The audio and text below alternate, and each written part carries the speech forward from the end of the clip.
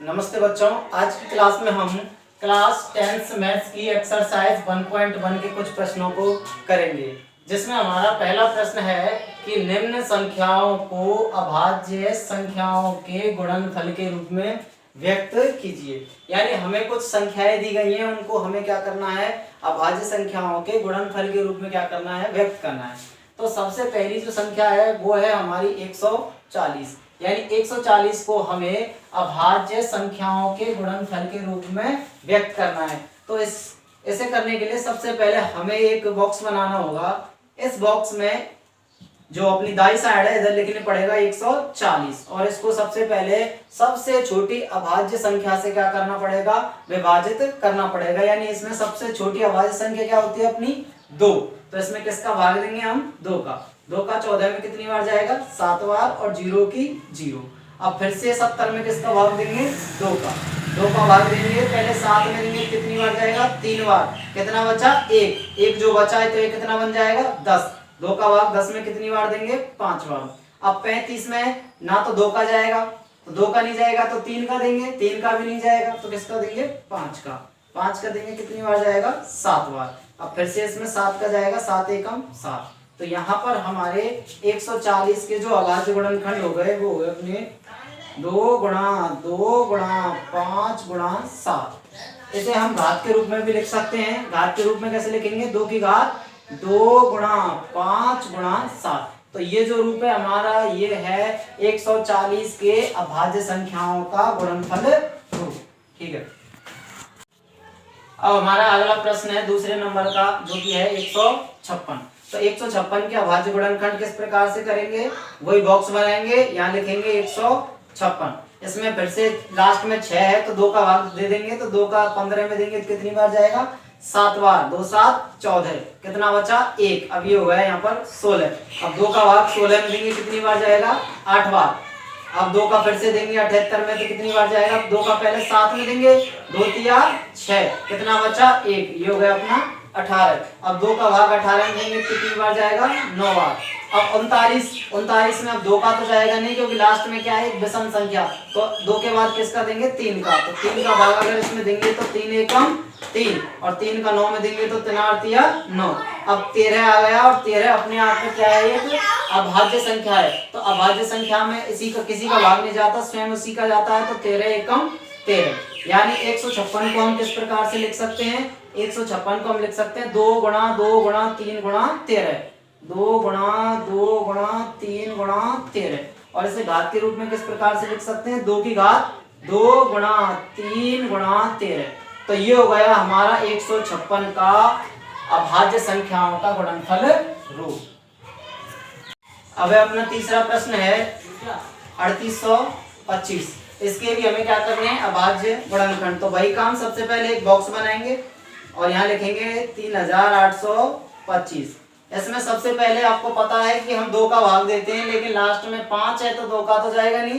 तो 2 के बाद 3 का देखते हैं। तो 3 का देखने के लिए हम क्या करते हैं, अंकों का जोड़ करते हैं। तो अंकों का जोड़ करने पर यहाँ कितना मिलेगा, 5, 5 और 2 7, 7 और 8 15, और 15 और 3 18। यानी जोड़ कितना आ गया, 18।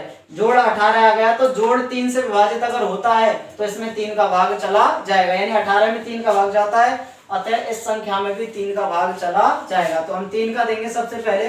3 का 3 में देंगे, 3 एकम 3। अब 3 का 8 में देंगे, 3 दूनी 6, कितना बचा, 2। ये हो गया अपना 22। 3 का 22 में देंगे तो 3 7 21, कितना बचा, 1। ये हो गया अपना 15, और 3 पंजे 15। फिर से दोबारा 3 का ही देके देखेंगे तो 3 का आधे को जोड़ करेंगे, 5, 5 और 7 12, 12 और 2 14, 14 और 1 15। यानी 15 हो गया जोड़। तो यानी 3 का चला जाएगा भाग इसमें फिर से, तो फिर से 3 का देंगे।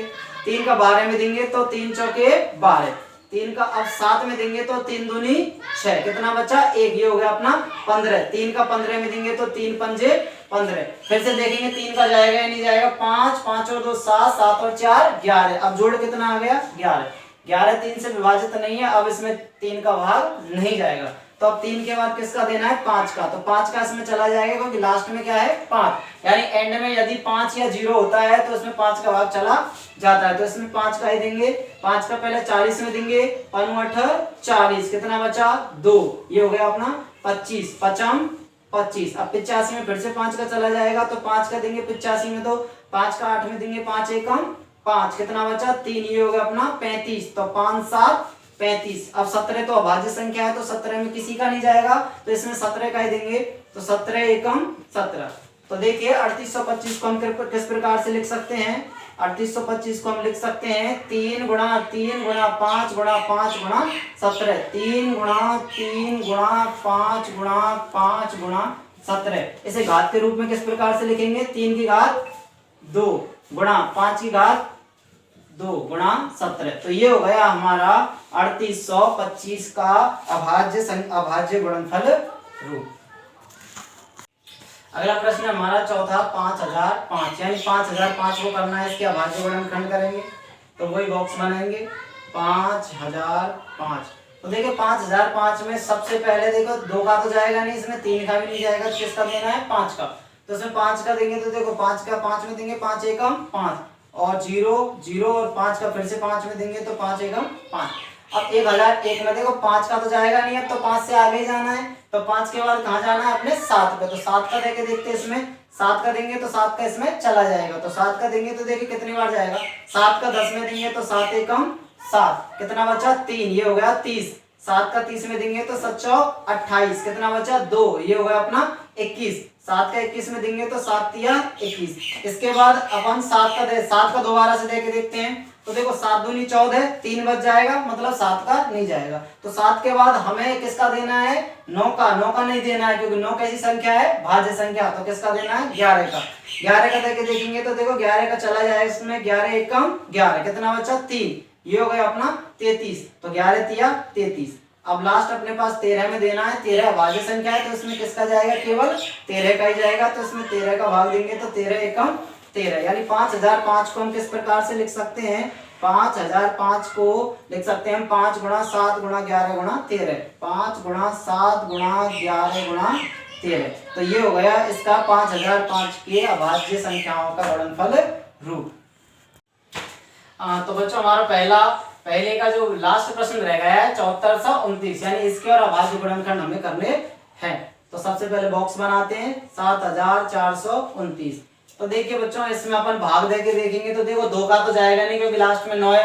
3 का देके देखेंगे तो 3 का भी नहीं जाएगा इसमें, इसके बाद 5 का भी नहीं जाएगा, तो इसमें किसी का भी नहीं जाएगा, 7 का नहीं जाएगा। इसमें लास्ट अगर आप देखेंगे ना कोशिश करके तो इसमें लास्ट 17 का जाएगा सबसे पहले, यानी 17 से पहले किसी का भी नहीं जाएगा। तो हमें इसमें 17 का भाग देना है, तो 17 का भाग देंगे तो देखो 17 का सबसे पहले 74 में देंगे तो कितनी बार जाएगा, 17 चौके 68, 4 बार जाएगा। कितना बचा हमारे यहाँ पर 6 बच गया, 6 बच गया, तो अब यहाँ 6 लगाएंगे तो ये कितनी हो जाएगा 62 हो जाएगा, 62 हो जाएगा। अब 17 का किस में देंगे 62 में, तो 17 का 62 में देने तक हम 17 थी 51 तक दे सकते हैं, तो 3 बार जाएगा, 51 तक दे दिया, तो कितना बचा इसमें 9 तो उधर और 2 इधर, कितने बचे 11, ये हो गया अपना 119। और 17 का 119 में देंगे तो 17 7 119। इसके बाद अब इसमें 17 का देके देखेंगे तो 17 का इसमें अब जाएगा नहीं, तो इसमें किसका देके देखेंगे 19 का, यानी 19 का इसमें चला जाएगा, तो 19 का भाग देंगे इसमें, तो 19 दूनी 38, 19 दूना 38, कितने बचे 5 बचे, वो यहाँ उतार लिए हमने 5, तो ये कितना हो गया अब 57। तो 19 का किस में देंगे 57 में, 19 57, तो ये 23 बार गया। अब 23 में किसी का भी नहीं जाएगा, किसका जाएगा केवल 23 का, तो 23 एकम 23। तो यानी हमारे 7429 के जो अभाज्य गुणनखंड है वो क्या है 17 गुणा 19 गुणा 23, 17 गुणा 19 गुणा 23।